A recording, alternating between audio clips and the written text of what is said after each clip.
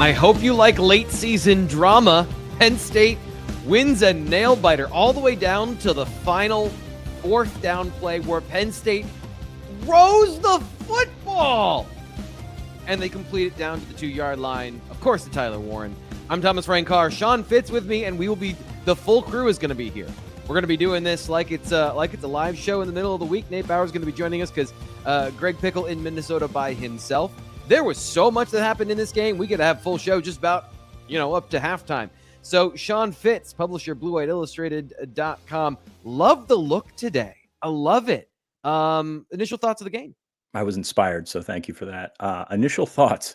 26-25 is a victory in my book. I don't think it was great for the heart, the greater heart of Nittany Nation, but Penn State found a way to get through. And what I liked there at the end is they figured it out and they were aggressive and they took it to them at the end there. 5 minutes to play, roughly, whenever they got the ball back. And wasn't the prettiest thing I've ever seen, but it made it happen. Dogs were enjoying it too. So. Yeah, they're having a great time. It was a big play decision, big moment decision for James Franklin to go for a fourth down fake punt to Luke Reynolds, who not only got the first down, but that got 30 yards, 35 yards, setting up the situation that Penn State could be as aggressive as they were at the end of the game, because going for it on fourth down inside the red zone with less than 2 minutes left, you're making Minnesota drive the length of the field at that point, and then going for it again on fourth down, where as long as Drew Allar doesn't get sacked or he doesn't throw an interception, throwing it away in that situation with 20 seconds left, you're making them go 85, 90 yards at that point. So Penn State, I love that play call. As much as it looked herky-jerky, I love the decision to not be predictable in these situations, and on that final play, go to your best player. I don't think it was necessarily intended for him. I saw them working on that play in practice. I didn't think it'd be the very last play of the game, but they finally got Tyler Warren in that situation to ice the game. The sloppy, I would call this game from Penn State. Defensively, special teams. I don't think that the offense was terribly sloppy, but they were not totally effective throughout the course of this game, not running the ball well between the tackles. But again, I didn't expect them to be able to run the ball between the tackles. So what did you think of the defense? That side of the ball has been good all year. I'd say this is their first bad game that they played. Yeah, they forgot how to tackle there in the first half. And that's kind of, that is, we're not coaches here, but that's an important part of the defensive scheme, is bringing the player to the ground. They got folded in layers here. It was not so much about just getting ground down. It was about those backside, those backside runs and just getting just carved up from behind, basically. And I think that really hurt them. Rosemer, credit to him, threw a couple balls that Jalen Reed's still wondering how he didn't get a pick in there in the fourth quarter. You see, it broke the guy's helmet. The receiver's helmet snapped. That's amazing. That's necessary roughness stuff. But it was really tough to sort of sit there and think, okay, this defense, who has been really good all year. And I know people have sort of been hand-wringing about this, but that was not a good performance. That was not really what you're looking for. But you think back to some of the bad defenses that we've seen, the bad defenses in college football, and 25 points you end up feeling okay about. That's something that needs fixed. That's something that in the next month, assuming Penn State does get a playoff game still, home playoff game, whatever, a lot of that stuff needs cleaned up. So I think it's just from level to level, it just seemed very disjointed. So this is a weird game. This is straight up weird game. Now that I'm looking at some of the final totals, Minnesota only had 281 yards. Penn State almost had 400 in this game. So it's close to doubling the amount of yards. Maybe it's about 100 yards difference. Excuse me. Again, don't ever do live math because you'll just be terrible at it. So anyway, 175 yards passing, didn't feel like that. Only 106 yards rushing, 2.9 yards per carry, didn't feel like that. It's just a very disjointed game, and I think part of that goes back to the miscues on special teams, where if you don't have the 2 points and you have that, so subtract 2 points for the blocked kick, that's 23. And then let's say they get a field goal instead of a touchdown because they punt the ball correctly. And now we're 4 points below that. So it's 26-19. That's more in line with the statistics that we're seeing, from the final tally here. So maybe the defense is getting a bit of a bad rap, but they were not good in that sudden change situation. And I'll be interested to see for sure what you were saying about those missed tackles, how many of those numbers. I also thought that Minnesota did a great job of in this game, getting up on the linebackers very quickly. So as much as it was that Penn State was missing some tackles, they also were in conflict. Kobe King didn't have a great game because he had a guard or a center on him at the second level consistently. And I think that's a bit of a change for Minnesota. They weren't working into those double teams as much. They were just aggressively getting the second level, trying to use Penn State's speed against them. We're not going to block these defensive tackles one-on-one, so let's just try and gash them. And they got a couple of those in key situations. And it's another one of those like high leverage situations where a lot of those missed tackles came on third down, extended drives. And that's where I always like to go to the drive chart and check this out, because Penn State did force them to go 3 and out in the third quarter I thought this was back-to-back drives. They had a third quarter 3 and out, and then they went, they had a 9-play drive in the third quarter. So the third, I guess in general, the third quarter defense held out where they only gave up a field goal. But at the same time, it was not necessarily 9-play, 51-yard drive for a field goal. It was that the other drive ended in the fourth quarter for a fumble. That's what it was, where they went 16 yards and then gave the ball up very quickly. Yeah, I think it goes back to what we've been saying about this defense all year. You're grading on a curve here, like considering how good Penn State's defense has been. And then all of a sudden you have these little lapses where you end up with 25 points on the board and you're feeling like it feels like 40 to Penn State fans just because they're not used to that sort of thing. Kobe stepped up in a couple of really big spots, made some good open field tackles, which was really sort of averting them there. So I got to say, we're going to get into defensive player of the game, but yeah, I think there was some times that they stepped up. I mean, that's kind of what Minnesota does, right? It kind of, I don't want to say lulls you to sleep, but it stretches the game out. It puts you in those difficult situations, and they did a good job, a much better job than Penn State on third downs. Penn State finished the game 1 of 11 on third downs, 5 of 12 for Minnesota. The caveat there, of course, Penn State 3 of 4 on fourth downs. That helps when you do that. But you look at what Minnesota did, and I think they were very successful in what they set out to do against this Penn State defense. I think just those extra couple of plays really popped up. You're talking about the fumble, you're talking about the fake punt, and you're probably the national media is going to jump on this and say they had to fake a punt to beat Minnesota, but I mean they faked a punt and beat Minnesota. Like I don't know how you get around that. Yeah, and again, the 5-minute offense, they took the ball and ended the game with essentially a 6-minute drive. And for Penn State to be able to do that, considering the fact that they hadn't been able to run the ball all game, especially between the tackles. Get into a little bit of that, because I thought that was a very interesting situation, something I'm going to be going to and watching the film tomorrow to see what in the world was going on the interior, because I had my opinions coming in this game, but Penn State was still able to run at times, but then very much wasn't able to run. And part of that is going to be our post-game coverage, which you can sign up for right now. We've got an awesome deal, 1 week for $1, and then you enroll automatically in our yearly half-off promotion. So you'll be in for 50% off after your first week for $1. You can obviously cancel at any time. We're not going to be like hooking you in and then headlocking you until you give us all your money. It's one of those situations where we're combining our 2 most popular deals to give you the opportunity to try it out for a week and say, hey, do we like this? Do I not like this? Do I want more of this? And then you can sign up for the full year at bluewhiteillustrated.com. That's our pitch. Now here is the defensive player of the game.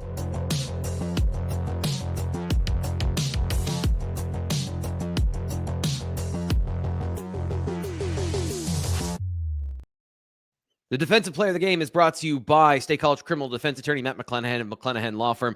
How this happened, how we did this, now that we're into basically the end of the season, I want to tell the story. I was at an event downtown that was talking about PSU NIL. I was going there to represent Blue White Illustrated, but also to learn more about the NIL efforts going on downtown. And during the presentation, I sat next to this guy. And we had a conversation, and we were talking about Penn State football, and he was having a great time. And I'm like, hey, what's your name? And he told me, I'm Matt. I'm a Penn State super fan. I was like, all right, well, here's my business card if you ever want to do anything. And he's such a big fan, and he's a fan of Blue White Illustrated and a member. He's like, yeah, of course. Like, let's do the postgame show. So he has been we've had this conversation basically since then, all year long, just talking about Penn State football. So if you are a Penn State super fan like him, you're ever in a situation where you need him, hopefully you never are, mattmlaw.com. That's mattmlaw.com. Defensive player of the game for you, Fitz. Zane Durant was pretty fantastic. I'm sorry if I took yours. We didn't compare notes before we came on here, but well, there was one answer, but yes, yeah. But yeah, okay, we'll go with that.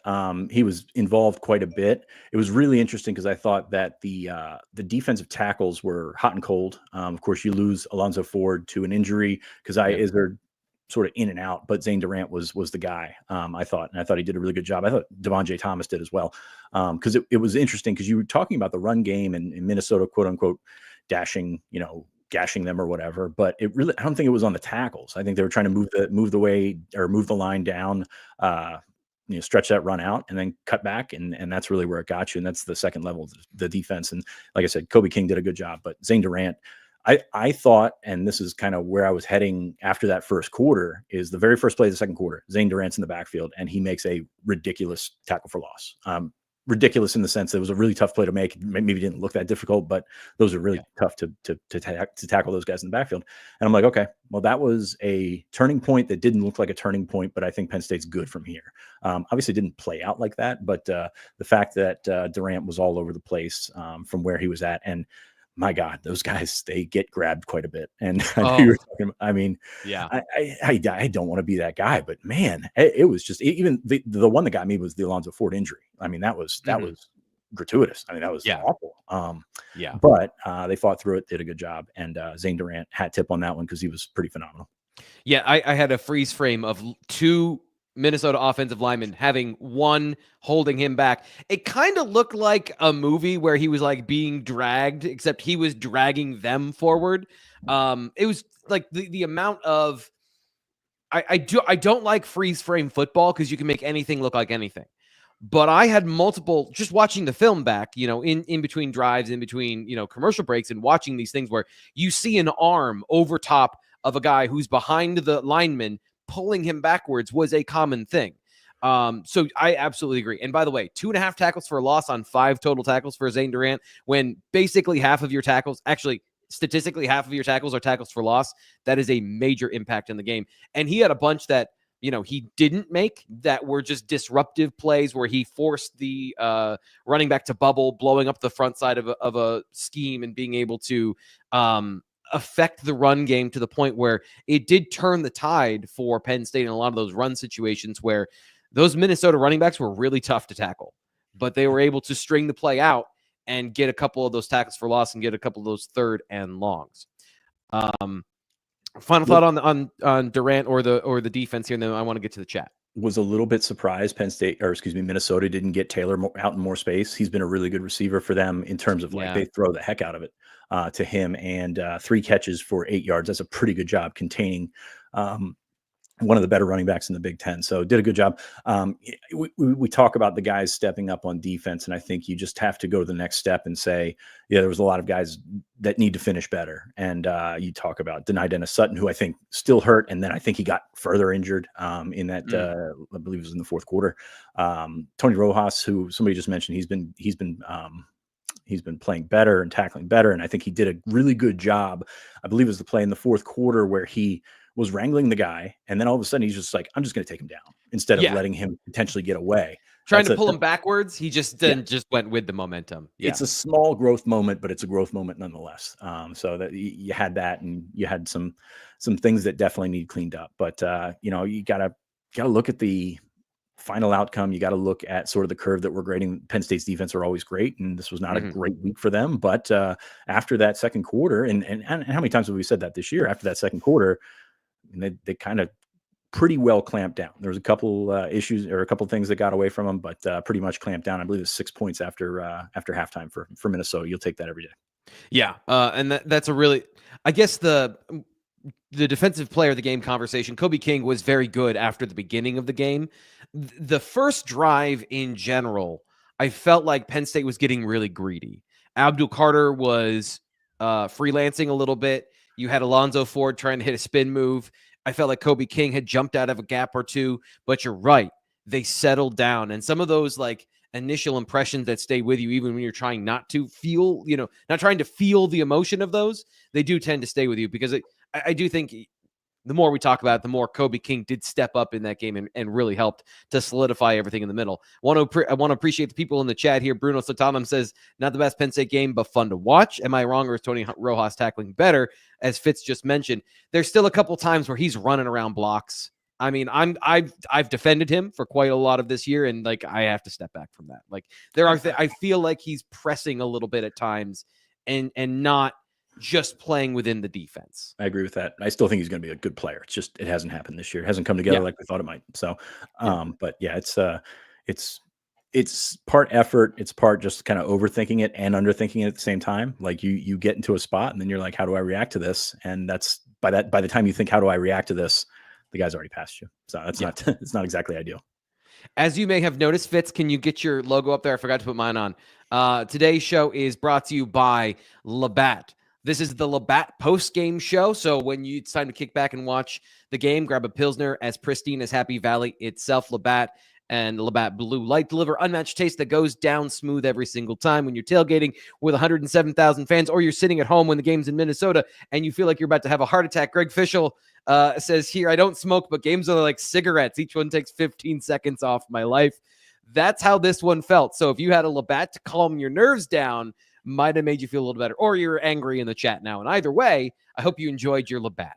It's your go for it. Bruno said it was fun very much in the eye of the beholder when you're talking football. Not when you're talking Labatt, though. It's always fun for me. Yep. And of course, bleed blue and white, drink blue and light. Find Labatt products at Beer Express, 4949 Queen Street in Harrisburg. Please drink responsibly. Labatt USA, Buffalo, New York. Love the fact that this is a national show. We reach all the places in the world, including Thailand this week. And so we've been featuring different Labatt distribution centers across Pennsylvania and even into Maryland. So if you are near a distributor, it has Labatt. So just check it out. Make sure you're grabbing that for your next tailgate. And of course, next week, Thanksgiving and the Maryland home game that is Senior Day. So you'll probably need a couple of those for next weekend. It's going to be a little bit cold, Fitz. Yeah, I mean, it's I haven't looked at. We've got like 2 separate snow threads on our board, which it's always fun to do that 2 weeks out. But it's November in State College. It's going to be cold. It's going to be a chilly game instead of a regular tailgate game. But no, I can't wait. It's Senior Day, always fun, and we will be out tailgating. Also brought to you by Labatt, Labatt Blue, Labatt Light. We'll be out there before the game. I can't wait to spend one more time with some really good friends that we've made throughout this whole venture. Yeah, and make sure you come by and say hi at the Blue White Illustrated tailgate. Want to get here to a couple people in the chat who were here early. Brett Struer always here, and I'm going to say your name really fast because there's too many R's in it, Brett. The team will have a whole month to get better. They won all that. That's all that matters. Time to figure out how to flop on holding. There's a sentiment that if you don't blow out another Big Ten team, it wasn't a good win. So winning 26-25 on the road at Minnesota, when you gave up 2 points on special teams, had a blocked punt, Big Lion Guy 9 says, how about Lanning Tangwell's pregame comments on the team winning? This was a stat that he said James Franklin gives the team almost every week. 90% of the games when there's a blocked punt, the team that had a blocked punt, that had their punt blocked, they lose the game. And Penn State had a blocked punt and a blocked extra point and still found a way to win. They got it done. And then KJ Johnson says it's hard to win on the road. That's not going to impress the playoff committee. Run defense was too leaky again. So Fitz, impressive, not impressive, have to be more impressive. How do you feel about the results of the win? Not necessarily that they won and the record is still 10-1 heading towards a potential playoff seeding. How do you feel about the team getting better to be competitive against good teams in the playoff? I feel okay because you look at the way that they've prepared for bowl games in the past and you feel pretty good about it. Plus you're coming, it's not exactly a bowl game. If you get a home game, you're bringing a team into play against your weather, against your circumstances, against your crowd. And I think that does matter. I don't know how much you can quantify that, but I think it does matter. Penn State's 10-1. And they win next week, they're 11-1. That's what matters. Yeah. And here's the secret. The committee likes Penn State, even if the national media and everybody, talking about these shows doesn't. Penn State went away. They got a win in the Big Ten in November, which is really tough to do. But at the same time, yeah, I mean, I don't think it's going to matter a ton. You're not going to fall from, I think honestly, it probably would have mattered more if Indiana had beaten Ohio State, but you're probably not going to fall that far. I mean, if Penn State falls to 7, maybe I could see that. 6, 7 is kind of where we're thinking about. But yeah, I think that you just get through it and you get on with it, because this is not a situation. I don't think the committee treats it as such, as a line graph where you're talking about they played this well this week and then they went up this way for Washington, and they, same for Purdue, and then down for Minnesota. I think you're taking the whole body of work into consideration, and we do so much prisoner of the moment stuff where you're talking about all these different games from week to week. And, Texas didn't exactly look amazing against Kentucky. I didn't watch the game, but following the scores and stuff, like that's going to happen. And with no transitive property in college football, with no week to week continuity for a lot of these teams, because there is not a team that is overwhelmingly dominant.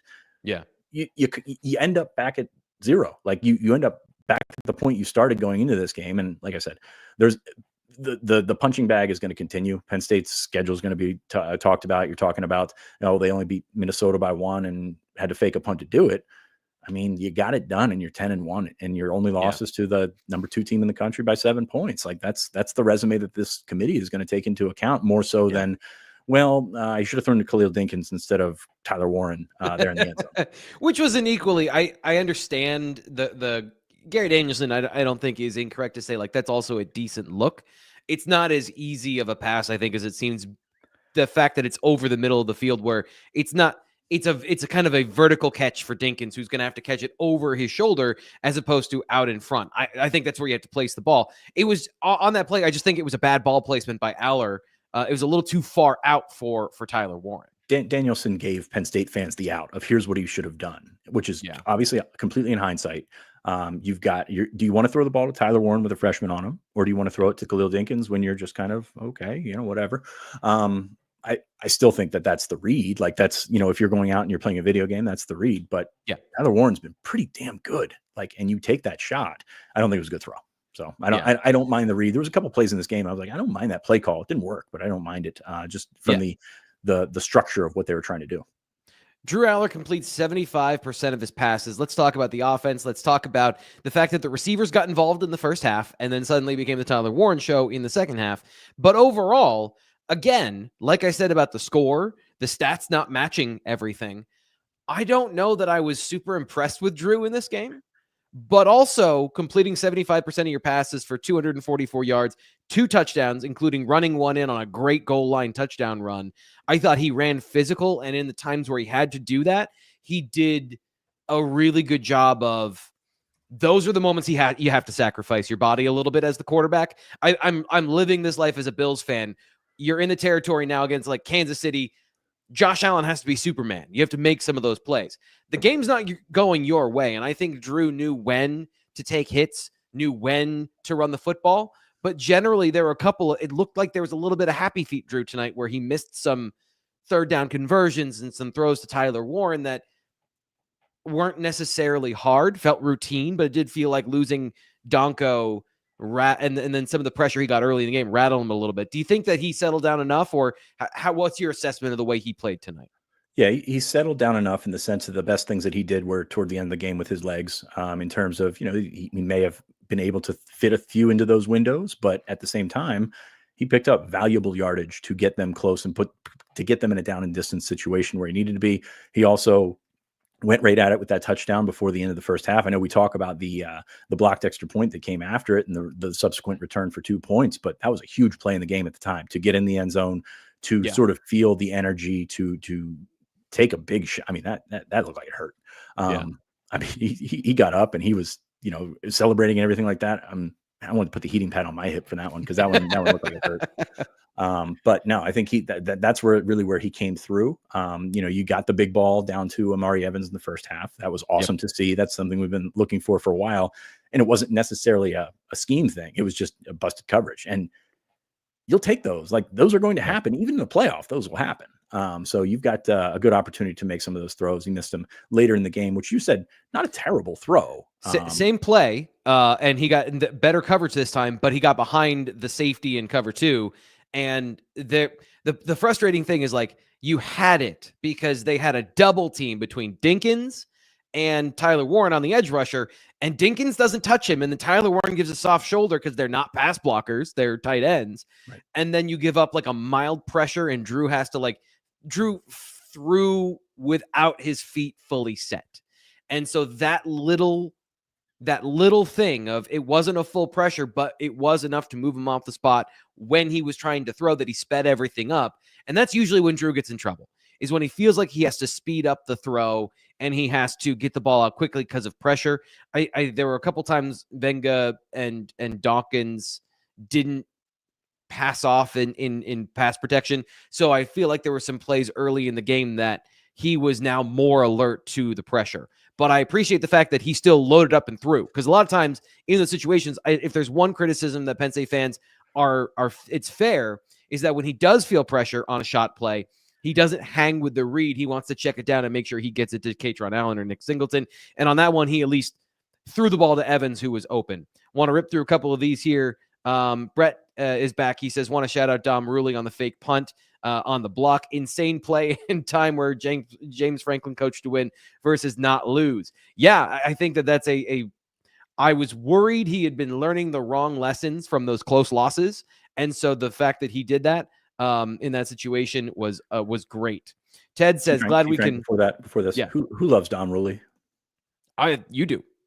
I do love Dom Ruley, and that's a heck of a play for a really, really good football player who is not blessed with the size and some of the talent of the guys in front of him, but he is a heck of a football player. And I believe Nick Dawkins told me this summer that he was the heartbeat of the offensive line. So to get that guy in there, to get him out in front of there, to get a really technical blocker in front of him is awesome. And it was really interesting because they showed the fake punt from behind, and Riley Thompson bailed out. And as soon as he bailed out, I said, that's a fake, because Tyler Dzansky does not miss. That's kind of how you're thinking with the long snapper there. But that's a heck of a call, man. Like, you got to think of all the calls that Penn State has made this year from an offensive initiative standpoint. Like, Penn State is not the team that pulls that off. And PJ Fleck is going to be, he's going to have nightmares about that one for a long time. Cause I think he even told the CBS crew how they were looking for something like that, but Penn State doesn't do that. And I tell you what, it smooths over a pretty poor special teams performance on the whole. Nice little bounce back, and you didn't expect. Sometimes it comes from where you least expect it. Came from true freshman Luke Reynolds, following walk-on redshirt freshman, sophomore. I can't remember off the top of my head, but Dom Ruley, who made a really good block. So some good open field blocking. Ruley was there. Khalil Dinkins today did a really nice job and really opened some things up for Nick Singleton, who I'm sure we're going to talk about because I thought he was pretty good. Yes, we'll get to that in just 1 second. We have Crypto Ducat, who says, is Penn State getting held as much as we think, or is it just fan bias? I'm not a fan. I'm doing the analysis during the game. I'm watching the replay, and I'm telling you, like, I don't see holding every single game. When I see it, I call it out. I hope that I've earned a reputation of being fair about that. Just like, Tyler Warren fumbled the ball on that catch, bang, bang, against Washington. So yes, I believe this game, they were getting held quite a bit in the game, and they were able to fight through it in the second half better. HF Transplant says, I think what might be underrated after the Tyler Warren pooch punt, Franklin calms Drew down. We saw that on the TV broadcast. Drew unbelievably frustrated, and then got it together, like that next drive, bang, bang, bang, 3 passes in a row to Tyler Warren, gets back into rhythm, and they're able to get the team, I think, the offense centered again. Now we need to bring in our Nick Singleton expert here on the Labatt Postgame Show. That is Nate Bauer. We have different variations of dress. There is no dress code for the show ever, but it has never been more on opposite ends, because Gordy says, great win, Fitz. He wants to know what's the tie. What's going on with the tie? Because Nate's in a backwards baseball cap, so we're all over the map tonight. Do we not watch the game? Do we not know the shtick here? We're rowing the boat here, buddy. PJ Fleck loves the tie with the quarter zip over top. And I have this lovely Labatt quarter zip that Kevin sent us, which is really great, by the way. And I just was like, you know what? I'm just going to do it. Because Nate thinks of me as the slovenly one, like the slob of us two. He obviously did not get the memo that we were going to do this. So thanks for hanging me out to dry there, buddy. No, I mean, it's fun. Like, if you can't have fun with it, and I'm looking at the I'm looking at the chat here, and a lot of you can't have fun with it. But if you can't have fun with it, why do you do it? So that's what I'm looking at for this game and for coming off of this. And tell you what, I didn't put the tie on until about 2 minutes left. So it was one of those things. There was going to be a different vibe if there was a loss. You're not going to come on here with a shtick if they lose. That is wise. And I'm wearing sweats, so like that's kind of where I'm at. Nate, what are your, obviously you are a little late here to the show because you were writing over at bluewhiteillustrated.com. Sure. Want to throw this up here for fans maybe who are just joining, because we got a ton of people who weren't here before. First off, if you're enjoying this show and you're enjoying the PJ Fleck wannabe and my ugly sweater, join us each week. This is the BWI Live crew for Tuesday. We do this Tuesday, Wednesday, Thursday each week, except for this coming week with Thanksgiving.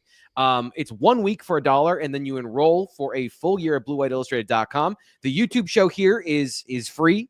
You know, we're out here having a good time talking about Penn State football 3 times a week live, and of course, post-game and pre-game. Subscribe here to the YouTube channel, and then check us out at bluewhiteillustrated.com, including what Nate just wrote. So, Nate, what did you just write? Tell us a little bit about your thoughts on tonight's game. I wrote the highs and lows, which is mostly written before the game ends. But in this one, there were some outstanding things that needed to be resolved, right? I mean, there was the conclusion was not well known. Listen, I want to talk about something totally different than that. Can I just take us off the rails immediately? That is what you do. So yes, that is okay. Yes. Here we go. PJ Fleck should have gone for 4th and whatever it was inside the 10-yard line. He should have gone for it. He should not have kicked the field goal there. I agree. I agree. Because you're now in a 1-score game, hoping that your defense can stop Penn State, and they did. That I would. The only thing I would disagree is they did, Nate. They did stop. They were going. Just like you.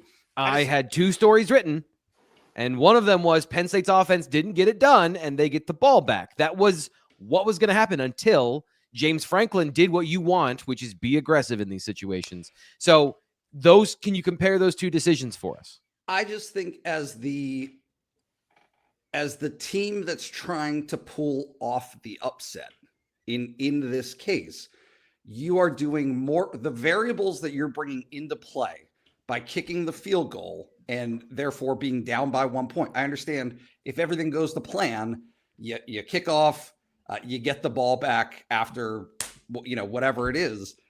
But you're counting on so many more things happening than simply being able to give it what you got, whatever it is, right? Whatever play you have in the bag. On 4th down there, 4th and 5, 4th and 6, whatever it is to get into the end zone. Worst case, you're turning it over to your defense anyway. You're still right. You still are leaving it to your defense to get a stop there and then force a punt. And then at that point, you still need a touchdown. But I just think I'm not saying it was definitely wrong or right, that there was necessarily a right answer, but I was personally kind of surprised that they didn't go for that. I don't remember specifically, Nate, if they were aggressive in this game or not. Can I come in with the reputation? Yeah. He's got a reputation as a gambler that isn't true. Like, you see his stuff on the sideline and the yelling and all that kind of stuff. He's actually a pretty conservative coach, and that's kind of like all that other stuff kind of shapes like how you think of a certain guy as a player's coach, and he's really not a player's coach like that. I think sort of the stereotyping of what we've seen from his personality over the years, where the facts and the play calling and stuff like that kind of doesn't go into that. It's not talking about running a triple reverse pass. Like, that's not what I mean. But in terms of like taking the risks, I think he understands the talent level. I think he understands the depth level and how that sort of balances out against a team like Penn State or some of the better teams on his schedule. And he's not always balls to the wall like you think he would be coaching in that situation. Yeah. Nate, I think we started with, and I know that you said you were going to intentionally take us off on a different direction. The decisions to go for it on 4th down, but not be, it set up a Minnesota score at one point for Penn State, where Drew Allar gets pressure up the middle on a 4th down and he takes a sack. Not only do they not get the 4th down, they lose a ton of yardage on that play, probably lost about 10 yards on that play. But it didn't deter them. they came back again and again and again, and were able to get fourth down conversions in a couple of different situations. Yeah. No, they started the game with 3 third down and ones and converted one of them, right? Like very legitimately. And even Tyler Warren coming up short on 3rd and 1 in the first place before Drew had the sneak. Like, they were having a hard time. Like, Penn State had a very challenging time today getting a yard when it needed it. Yeah. What did you think of the effort today on the ground? Because we were talking about this is a weird game. To look at the stats, they don't really match up with anything you felt during the game, where Minnesota has under 300 yards. Penn State has 117 yards rushing at 3.5 yards a carry. Obviously, sack yardage is in there, which I hate with looking at these final box scores. But Nick Singleton looked good. He looked good in the game. It just was, there were certain games, and I can get into the X's and O's, but what did you think of the run game and how they were able to massage that throughout the game to get what they needed? Yeah, there's I'm forcing myself to not take a victory lap right now, but Minnesota's defense was very good. hard for you. It's we know this. So challenging. I don't know if you guys know, but I actually picked Penn State to score 26 points in this game. But I also did not anticipate Minnesota cracking 20 points. But to be fair to me, 9 of those points were gifted by a blocked punt and a returned PAT. Right. But no, I thought that the inconsistency was like part of the deal. I thought that Drew made some really crucial runs to put them into more advantageous third down situations that they got better at as the game went on. I don't have the stats right in front of me right now, but I would imagine, do we know what their third down conversion rate was? I can look it up for you right now. Penn State went 1 of 11. And so, no, Nate, they didn't get better. They just went for it on fourth down. Yeah, they stayed bad on third down, but got themselves over the goal line, or across the finish line, I should say, by picking up those fourth downs. It was interesting because coming into this game, I wrote about this on Friday. It was interesting. Nate texted me a quote of James Franklin saying, "This is probably the best defense we'll play this year." And the point of that was Ohio State has more talent.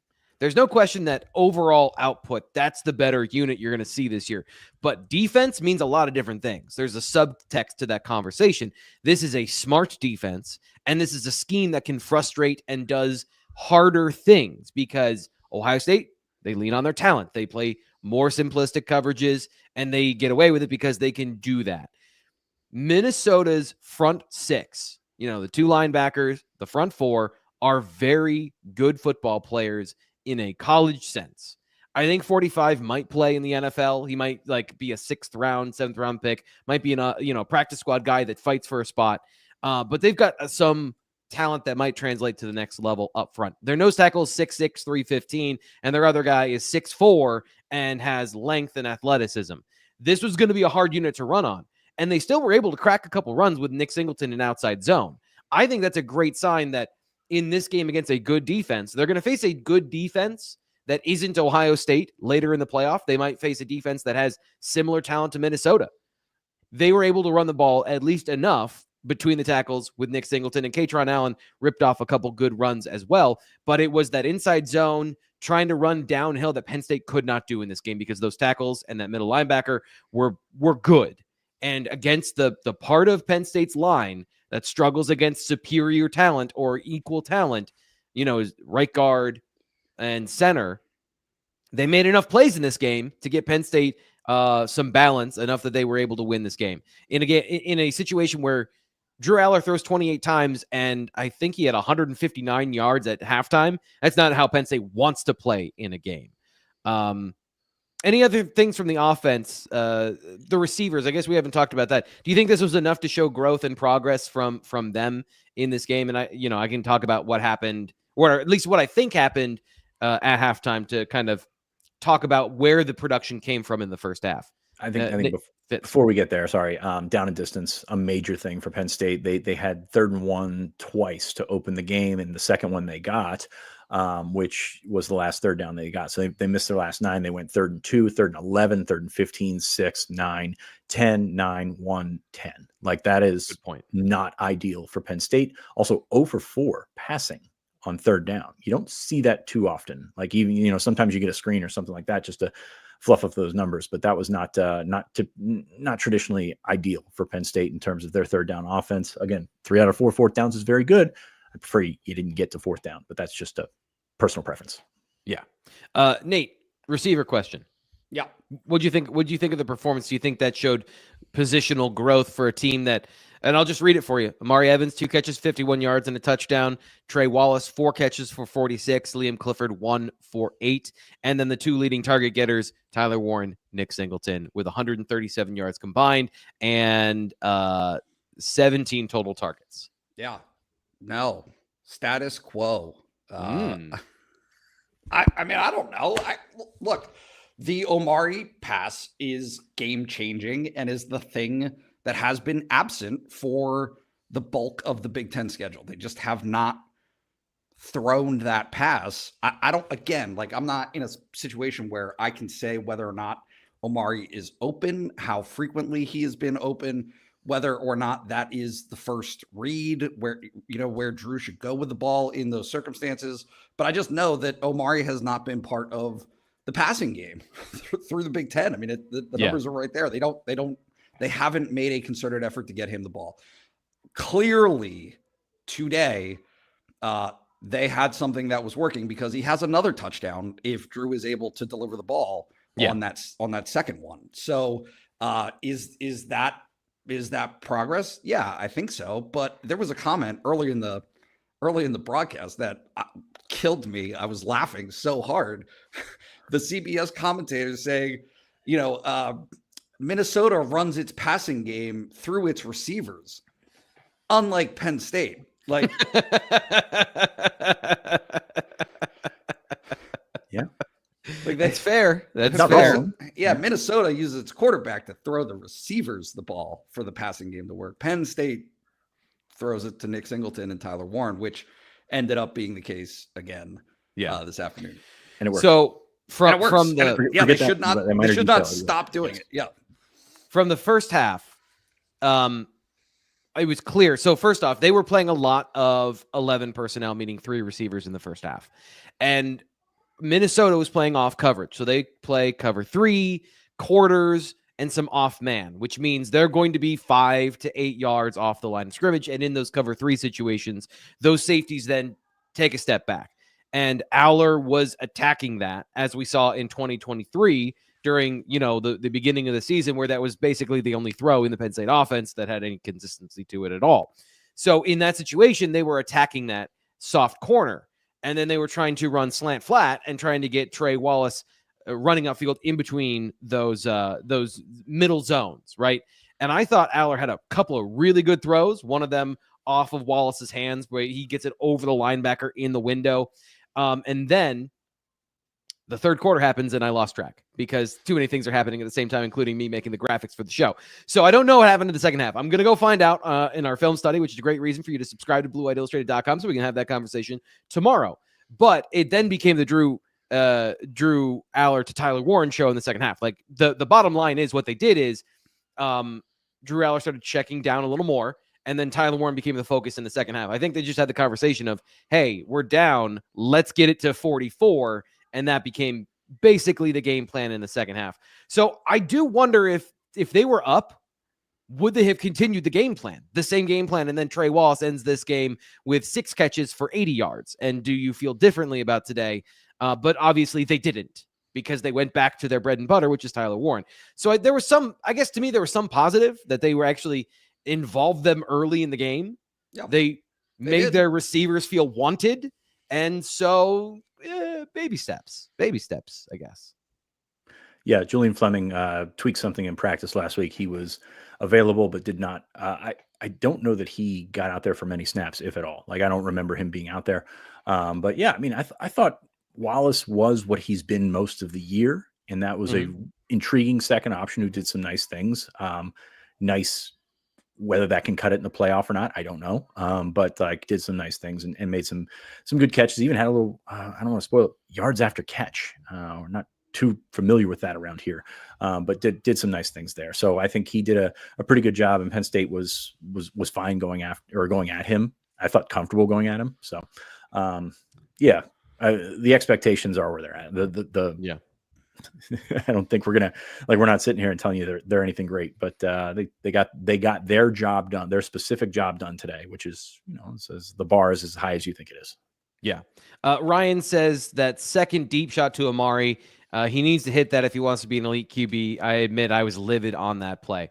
I think we all agree that miss is on Drew, because if he steps into that throw and he doesn't hurry his footwork, there's a pocket to step up. Now, did Nick Dawkins tackle a defensive tackle on the way to the quarterback? I mean, you can go watch the game on replay if you want to find that out.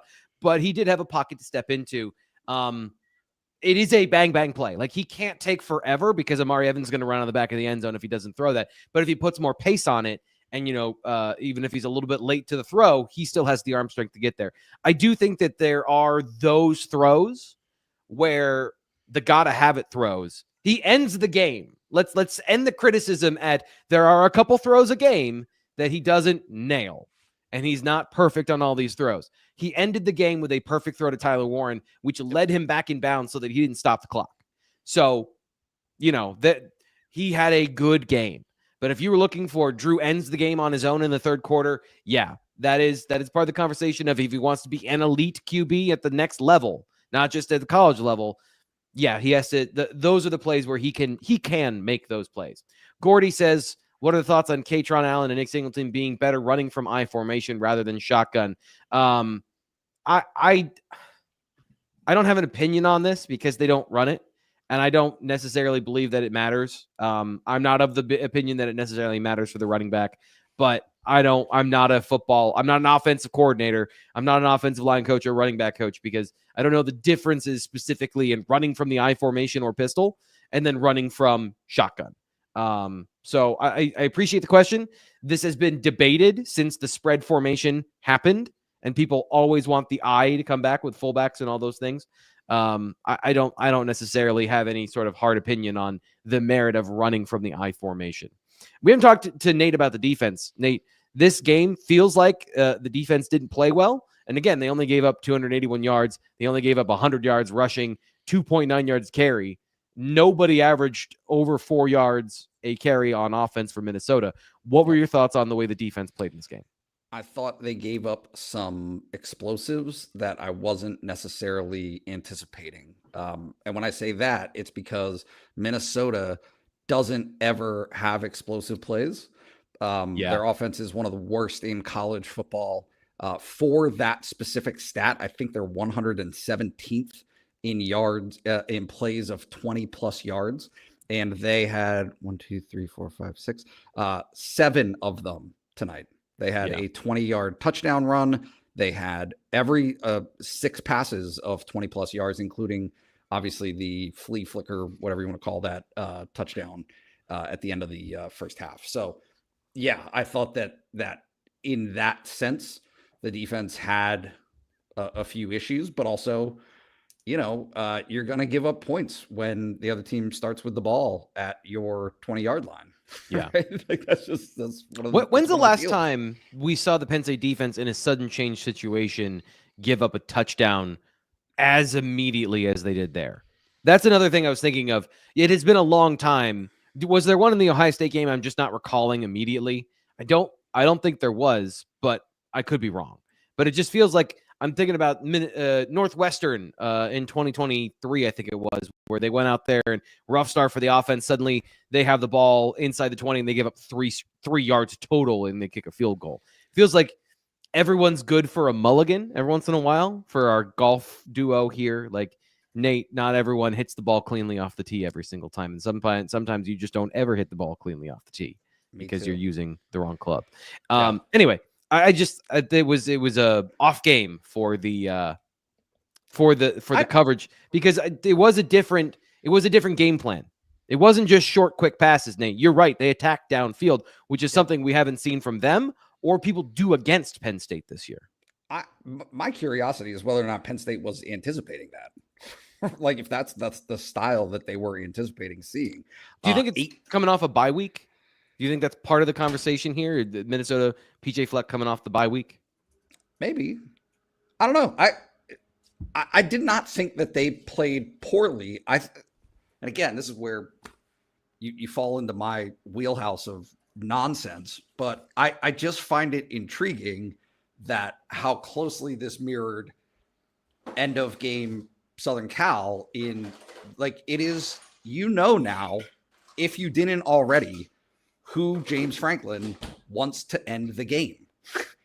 It's not Penn State's defense. It is the offense. They believe that the offense can do that, can move the ball, can sustain a whatever that ended up being. I mean, that is the definitional 4-minute drill to finish the game. So I do. It's sacks weren't great tonight. There was some bang thing, right? There were some almost. I think the Jalen Reed near interception that wasn't an interception, but also the defense was fortunate in the sense that the quarterback just literally just gave the ball over twice. Yes. You take it. I don't want it. And then, and on the interception, it was kind of the same deal. So interesting. Yeah. Michael Fox says tough game for injuries. T Frank did something that was earlier in the game talking about Anthony Donko. I do think that's give credit to Nolan Rucci. I thought he played well in this game. I didn't see a ton of free pressures. There was one where Drew Allar would have had a touchdown if he was able to read the play. But that might've been the sack or a throwaway where they settled for a field goal. But other than that, I thought he played a decent game and they were able, like we said, they were able to run the ball during the game. But the injuries, Anthony Donko, Tyrese Mills, Ford. Was there another one? I know Denai got banged up as well. That feels rough, especially given the situation with defensive tackle and offensive tackle. Those are two big injuries to have in this game, guys. Do you think that affects them? How much do you think that affects the overall outlook for the offense, specifically with Donko, if he has to miss extended time? It's a big deal. I mean, sorry, I was doing the chat. Yeah. It's I also just threw it out into the universe. I could have been asking the chat and not you guys, so I apologize. Yeah, I definitely think that that's a big drop off. There will be time for Rucci to get ready. I don't want to speculate on the injury because you remember last week when Jalen Harvey looked really bad. Like he was able to come back and practice this week. He didn't make the trip, by the way. He's hurt, but he's not hurt like long-term injury. This one didn't look great. So non-ish contact for Donka, and that's as a guy that T. Frank you've noted all season kind of makes the run game go. Yeah, and he looked. This is the frustrating thing. He looked as healthy as I've seen him in a while. On the first play, they pull him, and he's moving clean. Yeah. I didn't see a whole lot didn't look sluggish. It didn't look like he was favoring anything. Didn't look tentative. And then on the play, so there's no such thing as a non-contact play for an offensive lineman, honestly. But in terms of plays for an offensive lineman, that was really standard. And he just fell over.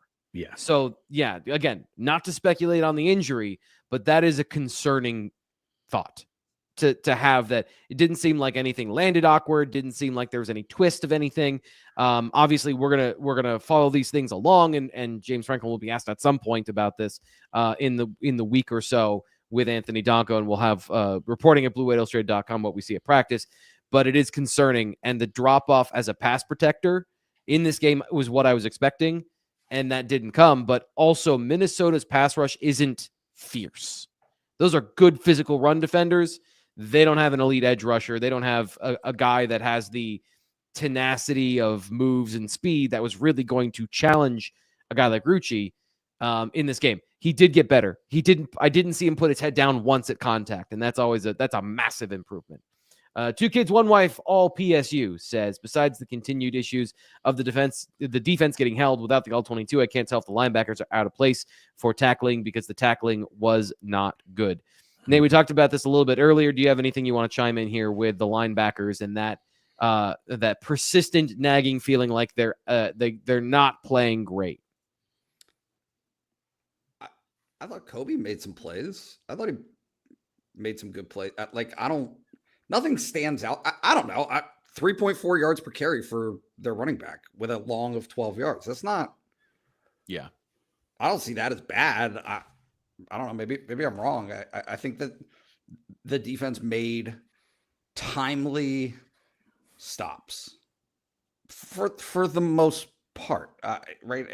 And again, if Minnesota doesn't have the 9 points from the quick change and obviously the PAT block, isn't like you're kind of expecting them to score 16 points? Like, that's okay. Yeah. We all had them in the teens in our predictions for sure. Yeah. And I'm not sorry, go ahead. I mean, again, we're on that same curve because Penn State's linebackers are typically really good. Like, historically, not just through Franklin, but before that, obviously, historically great. But also, we can acknowledge they need to be better for the playoff. Like, that's, if you're going to play at that level, they need to be better. And I think that's probably what people are more so angling at. Like, that, you can get away with that stuff against some of the teams in the Big Ten. They almost didn't get away with it today. I thought it was a pretty good team. Like, I thought Minnesota was a pretty good team. But yeah, you got to be better for the next level. Nate, why are you laughing? Because I think like that's the whole point of all of this. It is, I see the I get texts, right? I'm around Penn State fans. It's like, oh, this was the 4th ranked team in the country. Has there ever been a point this season, even preseason, at any point along the way where you were like, man, Penn State is a juggernaut.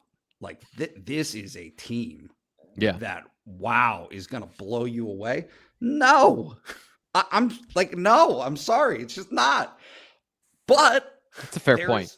There is something extremely valuable to be said for a team that just can find ways to win. That's a big deal. And this is a team that has done that repeatedly this season. Not right. And I get it. No game is a big game unless it's Ohio State or the playoff. Yep, that's fine. But you know what? All over college football today, the week before, weeks before that, really good, highly ranked teams lost to unranked teams on the road, at home, you name it. Ole Miss just did it today. Florida is coming along. That's good. But that's also a team that has lost a bunch of games. So this lack of acknowledging what Penn State is, which is not a dominant team, has pieces, has ingredients, those are good things that give it the potential to win games against anybody that they play. But the whole deal this season is for them to get to the playoff. Just get there and then see what happens, right? They've passed all of those tests. I had this thought. I think it was, I don't know, maybe it was UCLA, maybe it was Wisconsin, somewhere in the middle of the season. And I'm like, what if this team wins every single game this year by 10 points or less? What if that's their fate? Is that they're not going to blow anybody out. This isn't a team that is going to put it all together and become a juggernaut. They're just going to win every game they play other than the one that they obviously lost at that point. Because if they won that game, they weren't going to blow out Ohio State either. So there was a future at one point where they just won every single game in a way that made everyone feel blah, but they won every single game. And here it is again. Like, they had a 2-week reprieve against two teams that were not good or schematically really bad matchups. And now we're back to it. So if next week they blow out a team that is schematically a bad matchup or just talent-wise a bad matchup, but then you get to the playoff, they play a good team, and they win by a close margin, isn't that just what we've seen all year? Isn't that just the exact, like, run it back? And yes, they could lose that game. They could have lost a couple of these games this year, but they've won them. And here we go. Go ahead. Minnesota. I don't want to rant again. No, Minnesota is that. That is right. And again, I don't want to dive into message board drama, but I posited earlier in the week that this Minnesota defense would be hard for Penn State. Why? Because analytically, they are in between Ohio State and Wisconsin, right? And it's like, oh, well, Penn State just destroyed Wisconsin. No, they didn't. No, they didn't. Offensively, Penn State did not destroy Wisconsin. It got much better in the second half. Understood. But good defenses have tripped up this offense. Yeah. It's not the end of the world. It is not an indictment as though they don't have tools. They do have tools, but there are fewer pieces to stop than it seems. Right? Yeah. The way that everybody perceives this offense, you think, no, it's Tyler Warren, it's Nick Singleton. And I don't want to risk ire here, but what Katron, what was the last play? Truly, when did it happen? Did he made it a big play? Is that what you're saying? Yeah. Yeah. This is the direct snap touchdown run a couple weeks ago. How long ago was that? Maybe that was... Might have been last week for all I know. He got a touchdown last week for sure. Because I remember they had to censor him on TV again. I agree with what you're saying here, Nate. And again, you look at the SEC and the Big Ten, and I'm not trying to parrot this conversation, but it is the truth of super conferences that are adding Texas, Oklahoma, Oregon, Washington, not this year. But these teams from the remnants of other conferences, they took all of the good schools from the Pac-12 and the Big 12. And so when you stack conferences, you will have good teams that have good elements, but aren't great teams beating up on each other and making the records look worse. If Rutgers, Landon made the point on the tailgate show, if Rutgers loses that game and Minnesota beats Rutgers, they're 7-3 in this game, and it's a different conversation, and Penn State has a better quality win. Rutgers did some fluky things and got a win, and give them credit. Minnesota lost that game. You can't take away the fact that they lost that game. But these are decent teams, and Penn State might face a team that has similar good and bad flaws in the playoffs. We're just not watching any of the games yet. Okay, we're here at a time, though. I do want to kind of get into one quick conversation, though, about what we saw earlier today. I don't know if either of you watched the game against Ohio State, Indiana. I just want a quick conversation about comparing losses. Mm-hmm. Do you think that situation of now Penn State's win does that look better? Does that a better loss given another Big Ten team went in and did not compete in the second half of that game? And does that matter going forward on the next Tuesday, Fitz? No, it does not matter. Okay. That's true. Absolutely. What you said is true. I mean, I do think that, it maybe fluffs Penn State up a little, but I don't think it matters all that much. There's no, again, I said it before, there's no transitive property here. There's no week-to-week continuity score. We think these guys are good. And I don't think that Penn State's game against Minnesota today changes all that much in the eyes of the committee. And that's ultimately what matters. You're going to talk about how this filters out in front of them with conference championship games, and more importantly, conference championship game losers, and how that works with that. So I don't think it matters all that much. Again, Penn State's only objective to win this football game, and they did that, and that's kind of where I come away with it. You're not going to get the national respect, but we're talking about two different things. Just like we talk about the bracket and the actual rankings as different things. You're talking about the committee's thoughts and the media reaction, and the media reaction does not matter. It does not matter. So I'm very curious to see how this plays out. I don't have all the scores on me, but winning that football game matters more than anything else. It matters more than what Indiana did, matters more than what Ohio State did. And Ohio State looked pretty darn impressive today. Certainly I think you keep going back to that. And it's really, to me, the putting the resume up against Notre Dame, who was beating Army right now. That loss, I mean, we're almost at the point where we will dissect the one loss over the 11 wins. And I think that's really good for Penn State. Nate, same question. Yeah. Do you have a different answer? I nailed the dismount there, didn't I? Yeah, it was so good. Thank you. But whether people like it or not, Indiana losing keeps the Big Ten championship in play for Penn State. I get it. Ohio State's not going to lose to Michigan. Stuff happens, right? It happens all the time. See what happens. If the Big Ten championship came into play, then Penn State, in my mind, is an automatic 5 seed at worst, if not, right? That's in a Big Ten championship scenario. Whereas if Ohio State gets to the Big Ten championship.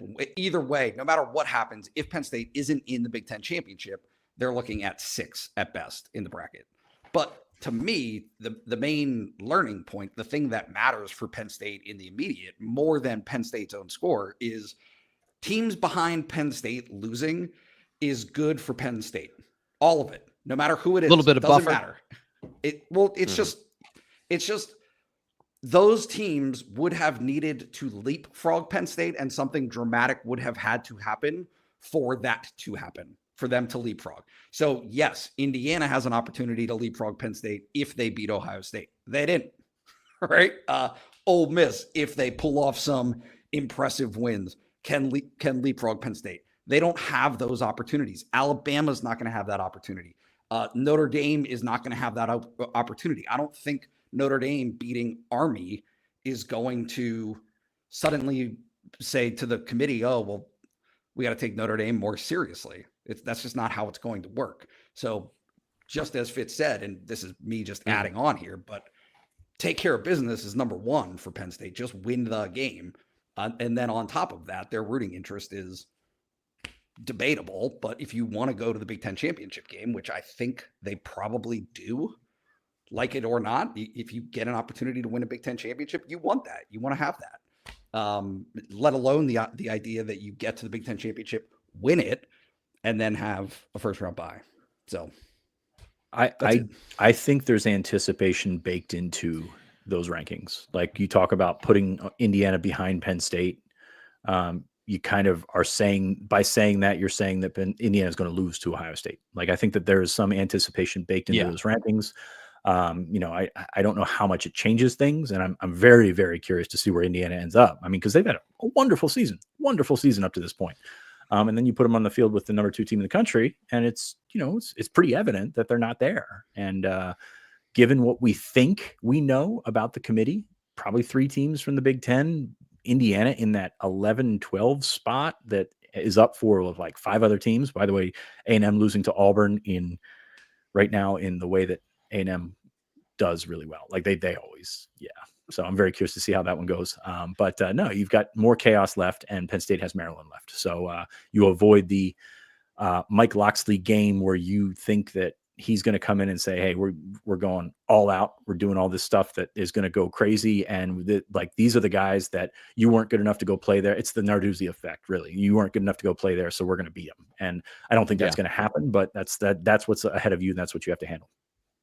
We have James Franklin's press conference here on the Blue White Illustrated YouTube channel. I think, Greg, honestly, brutal honesty here, I thought you were in Minnesota, Nate. So I was expecting an instant analysis video. I don't know if that's coming up here in just a little bit, but we'll have James Franklin for you as a postgame, as we always do. A great reason to subscribe here to the Blue White Illustrated YouTube channel, which is absolutely free. And you can sign up for BlueWhiteIllustrated.com for just $1 for a week, and then you're enrolled in our yearly program for half off, which is our best deal and everyone's favorite deal from Blue White Illustrated. Like peanut butter and jelly, we just put them all together. These 2 guys doing overtime today. Appreciate you being here. That's going to do it, though, for the BWI Live postgame show. The 3 of us are back together on Tuesday, and we've got a special edition of the Lions Den Premium Podcast, which is just for subscribers at BlueWhiteIllustrated.com, coming up on Monday. So we've got a lot to do between then and now, so we got to get going and get to it.